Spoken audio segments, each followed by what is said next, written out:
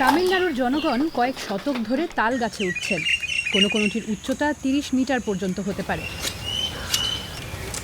গুড় তৈরির জন্য এই গাছের রস ব্যবহার করা হয়। তবে তাল পাতা দিয়ে ব্যাগ ও টুপির মতো জিনিসও বানানো যায়। কিন্তু এই গাছ সম্পর্কে অনেকেই অনেক তথ্য জানেন না। যাজক গডসন স্যামুয়েল স্কুলে কথা বলার সময় শিক্ষার্থীদের এইসব বিষয়ে জানান।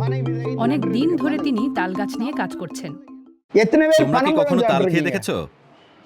এক, দুই, তোমরা হাত তোলো। আচ্ছা, আমি এভাবে বলছি, তোমাদের মধ্যে কারা কখনো তাল খাওনি এবং কেন?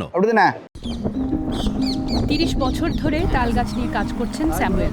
তিনি তামিলনাড়ুর একেবারে দক্ষিণের শহর কন্যাকুমারীর বাসিন্দা। সেখানকার মানুষ জানেন তাল গাছ ঘূর্ণিঝড় সহ্য করার মতো যথেষ্ট শক্তিশালী এবং তাদের শিকড় এত গভীরে থাকে যে অত্যধিক খরার সময়ও তারা পানির দেখা পায়। এসব কারণে গডসন স্যামুয়েল তাল গাছ খুব পছন্দ করেন।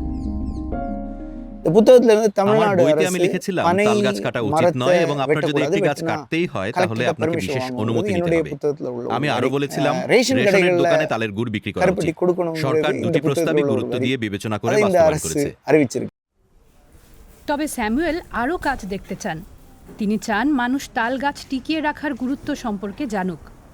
সে কারণে তিনি গ্রামের মানুষদের সঙ্গে নিয়মিত কথা বলেন।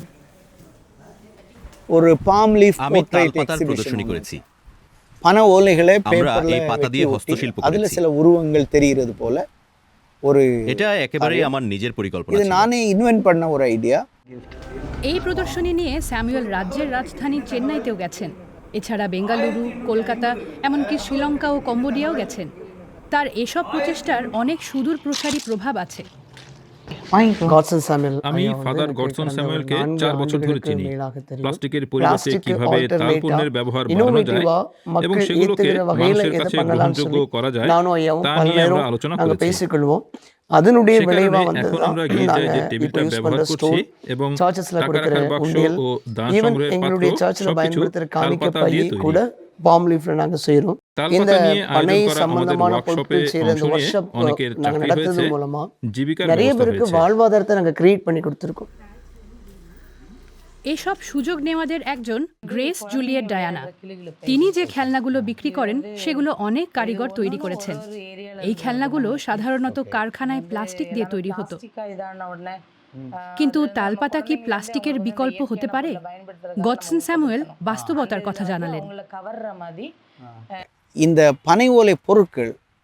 তালপাতার পণ্যের মান অনেক ভালো এবং নির্মাতাদের উপর এর স্থায়িত্ব নির্ভর করে। কিভাবে ব্যবহার করা হচ্ছে সেটাও গুরুত্বপূর্ণ।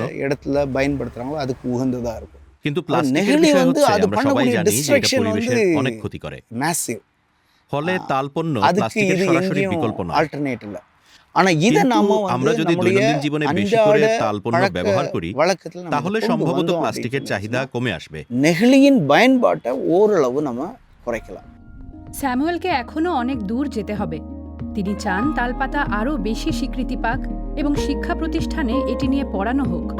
তালগাছ থেকে এই অঞ্চল ও অঞ্চলের মানুষ এত উপকৃত হয়েছে যে স্যামুয়েল বলছেন এখন কিছুটা ফিরিয়ে দেওয়ার সময় হয়েছে।